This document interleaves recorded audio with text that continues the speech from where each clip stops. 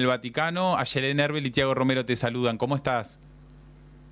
Hola chicos, hola Tiago, hola Yelén. Sí, obviamente aquí ya son las 22:38 en Ujú. Roma en este momento, pero te digo que en la zona del Vaticano parece como si fuera el mediodía. Estaba pensando, para hacer una idea, vuestra peatonal en un día sábado por la mañana, más o menos. Ujú. Esta es la cantidad de gente que hay en estos momentos en la Impresionante. calle, en la zona del Vaticano. En el día de hoy, más o menos, han calculado las autoridades, 20.000 personas ya han pasado delante del féretro del Papa Francisco. La basílica estaba previsto que cerrara a las 24, es decir, a la medianoche. Queda todavía un poquito más de una hora, pero se sabe ya que no va a cerrar a esa hora porque está tanta la cantidad de gente que está esperando, colas kilométricas, 4 o 5 horas promedio, lo que se espera para poder pasar. En este momento, bueno, obviamente ya es de noche, pero durante el día, ten en cuenta que la basílica se abrió a la hora 11, después del traslado que se hizo del féretro desde Santa Marta, desde la residencia donde vivió y donde murió Francisco el día lunes, se abrió a la hora 11 y a partir de esa hora, bueno, ya había gente que estaba inclusive durmiendo desde la madrugada allí en la zona para poder tener un buen lugar y poder pasar delante del féretro del Papa. Esto obviamente va a continuar mañana. Seguramente mañana veremos números mucho más altos porque mañana se abre a la hora 7 la basílica y va a estar abierta hasta la medianoche también, incesante. Es la cantidad de gente que se está, bueno, preparando inclusive para lo que va a ser el día sábado, porque bueno, el viernes se termina un poquito antes, el viernes se termina a las 19, se cierra a las 20 el ataúd y bueno, ya la basílica no va a ser abierta, no va a estar abierta porque se prepara para el acto que va a ser la misa en la parte, digamos, del ingreso en la plaza misma. Obviamente va a ser una misa, esta misa de exequias, que, bueno, está previsto al menos la presencia de 170 jefes de Estado y, bueno, estamos hablando también de presidentes, estamos hablando de reyes, de reinas, de todas las partes del mundo que ya han confirmado su presencia en Roma para despedir a Francisco. Después, bueno, sería eh, la última etapa, digamos así, de su funeral, porque su cuerpo va a ser trasladado a Santa María la Mayor, como fue su deseo en su testamento, para ser colocado en un pequeño altar a la derecha. Es una basílica con mucha historia, una de las basílicas más antiguas de Roma. Allí también están enterrados otros papas, los que no están enterrados dentro de las grutas vaticanas, y allí eligió él un pequeño lugar en la tierra, como él mismo lo dijo, con un ataúd de madera muy simple que va a ser colocado con una inscripción que simplemente va a decir Franciscus y sus años de pontificado. José, ¿cuál es el protocolo que debe seguir la gente para poder ingresar y visitar el féretro? Bueno, obviamente el protocolo más que nada tiene que ver con la seguridad, Ayelen, porque no nos olvidemos que estamos entrando en la Basílica de San Pedro y ya la Basílica de San Pedro desde hace varios años, después de los últimos atentados a nivel mundial, ha tenido que restringir mucho el acceso a sus instalaciones. El primero, obviamente, es llegar hasta, digamos, los límites del Vaticano, que sería el límite de la plaza misma. Allí comienza el territorio vaticano y a partir de allí, bueno, con controles de metal, ¿sí? De metal detector, para poder ingresar a lo que es después la basílica. En el día de hoy se hizo a través de la Puerta Santa. Digamos que hacer esa cola también tenía la función de atravesar la Puerta Santa. No nos olvidemos que estamos en medio de un jubileo y esto obviamente, digamos, muchos de los peregrinos que están llegando en estos últimos días a Roma también venían por eso, además de muchísimos jóvenes, porque este fin de semana está previsto el jubileo de los adolescentes, donde en su interior, digamos el día domingo, también estaba prevista la canonización del Beato Acutis, italiano de 16 años que murió no hace mucho tiempo de leucemia que se iba a transformar en el santo, se va a transformar, porque obviamente lo único que ha sucedido ahora, que ha sido suspendida su beatificación, su canonización, perdón, porque obviamente en medio de un luto la Iglesia no puede realizar ese tipo de actos. Pero bueno, hay muchos jóvenes también de todo el mundo que han venido para este jubileo de los adolescentes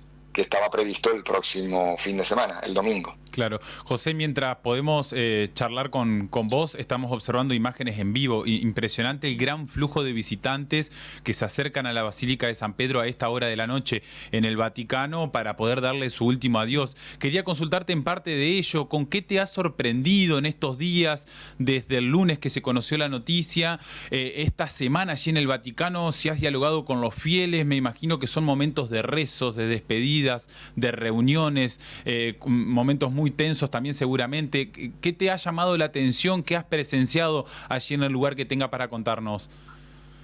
Bueno, ya, el tema aquí obviamente la gente habla del Papa de la gente, ¿sí? Es un poco el título que casi todos le dan cuando se les pregunta por Francisco. El Papa que venía del fin del mundo, el Papa que puso en primer lugar en su papado dos temas muy importantes para él. El primero, el de los pobres, la pobreza, y en segundo lugar, la inmigración.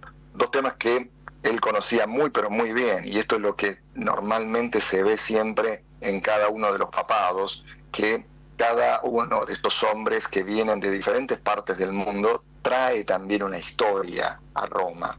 La historia de Bergoglio, obviamente en Argentina la conocíamos, sabíamos quién era y cómo había trabajado en las periferias de la gran ciudad, como por ejemplo Buenos Aires. Pero aquí en Europa mucho de esto no se conocía. Digamos que a partir de su forma de ser empezaron a conocerlo. Y esto es un poco lo que hizo que para un romano, para un italiano, tener al Papa en casa es como algo normal, ¿sí? Pero un Papa de este tipo, un Papa que celebraba misa todos los días a las 7 de la mañana en una pequeña capilla y permitía la entrada de cualquier fiel que quisiera entrar a rezar a esa misa, durante tanto tiempo lo hizo, un Papa que renunció, digamos, a los coches digamos, fatuosos del Vaticano, que renunció al Palacio Apostólico desde el primer día, que no se quiso poner los zapatos rojos que se ponen los papas. Bueno, todo eso llamó mucho la atención durante estos años, sobre todo en Europa, sobre todo a los italianos, acostumbrados a otro tipo de papas.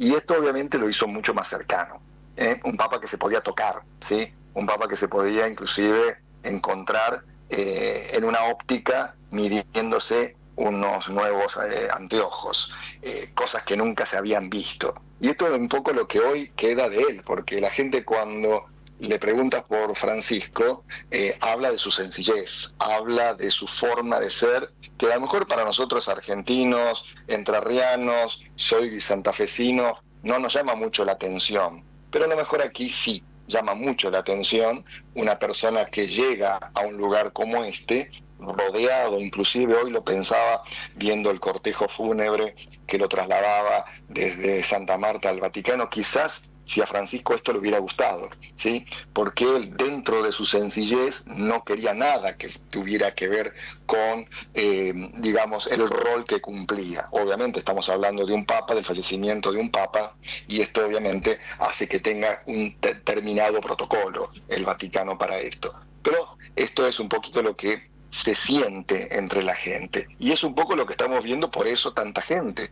Estamos esperando para el día sábado 200.000 personas, la plaza va a quedar chica, la Avenida de la Conciliación también, va a haber, bueno, monitores gigantes en todas las calles y en las plazas también en Roma, porque ya se sabe que no va a haber lugar para poder llegar a la plaza, es decir, ya se sabe que la gente que va a llegar es mucha, y esto obviamente está haciendo que, bueno, a partir de medidas de seguridad, bueno, fuerzas policiales que están llegando también de otras partes de Italia para controlar tanta, pero tanta cantidad de gente. Claro, ¿es cierto, José, que el Vaticano está analizando extender el horario para despedir a Francisco, pese a que ya nos has comentado los horarios de los próximos días que ya está determinado? Sí, obviamente, teología, digamos, empecemos por la noche de hoy. La noche de hoy preveía a las 24, sí, que se cerrara la basílica, pero por la cola que estoy viendo en estos momentos, no creo que se vaya a cerrar. Tal vez se deja abierto hasta la madrugada y a lo mejor se une ya con las 7 de la mañana de mañana. Esto lo vamos a saber en las próximas horas, cuando empecemos a ver cuánta gente todavía queda fuera, ¿sí? Todavía queda mucha gente fuera de la basílica y esto es muy lento porque sobre todo superar los controles es la parte más lenta. Una vez que estás dentro es mucho más rápido porque inclusive se trata que la gente no se detenga delante del ataúd. Tratan de que la gente vaya circulando, digamos así, se ingresa por una parte y se sale por otra para que sea lo más rápido posible, porque es tanta la cantidad de gente que hay que dejar pasar que es imposible que la gente se detenga al menos para hacer una oración, por ejemplo. Te estoy dando ese ejemplo. Yo quizás era muy chica, ¿no?, cuando fallecieron otros papas, pero ¿es la primera vez que hay tanta gente justamente para despedir a un pontífice? Bueno, obviamente tenemos que hablar, sí, obviamente en tu caso, de los últimos 3 papas, no más de eso. Yo creo que se puede comparar, seguramente va a ser muy similar el sábado al funeral de San Juan Pablo II, ¿sí? Karol Wojtyła también dejó una marca muy, muy importante. Creo que abrió un camino, ¿sí? Después de 25 años de pontificado, abrió un camino que, bueno, Francisco también continuó, ¿sí? Que es lo que no sabemos si, bueno, cuál va a ser el nuevo destino de la Iglesia, porque cada vez que cambia un papa, uno se pregunta también eso, cuál va a ser el destino de la Iglesia. Yo creo que lo que inició tal vez Juan Pablo II y continuó también Francisco, es un destino cercano a la gente. Tal vez inclusive el cónclave nos da un papa también que viene de una periferia, porque esto es más o menos el cónclave que vamos a tener, un cónclave que por primera vez va a ser muy internacional, va a ser un cónclave donde va a haber representantes de los 5 continentes. La Iglesia es universal, pero no siempre los cónclaves fueron universales. Estamos mucho más acostumbrados a estos momentos donde entre 2 o 3 continentes se decidían quién eran los papas. De los próximos 140 más o menos, que son los que pueden llegar a ser elegidos, 110 fueron elegidos por Francisco, en el sentido que fueron hechos cardenales por Francisco. Y esto ya te dice un poquito hacia dónde va el cónclave, porque gran parte de estos cardenales vienen de lugares muy, muy distantes de Roma. Digamos que no están contaminados con la curia romana, y esto puede hacerle muy bien a la Iglesia. José, excelente el informe, muy bueno el trabajo, inclusive cuando recordábamos la primera entrevista que realizábamos con usted, cuando dialogábamos sobre en ese entonces cuando el Papa Francisco se encontraba hospitalizado, producto de un cuadro de neumonía bilateral que había atravesado en estos últimos meses, y nuestros televidentes estuvieron muy atentos, y ahora nuevamente con la predisposición para contarnos lo que está sucediendo en este momento en la Basílica de San Pedro, así que se lo agradecemos por el tiempo en la tarde de hoy aquí en Canal 11 desde Paraná. Muy bien, muchísimas gracias, chicos. Hasta la próxima. Ha sido muy amable. Gracias. José Luis Delalí, un periodista argentino acreditado en el Vaticano. Estamos viendo imágenes en vivo. Esto es lo que está ocurriendo en este momento. Son aproximadamente las 22.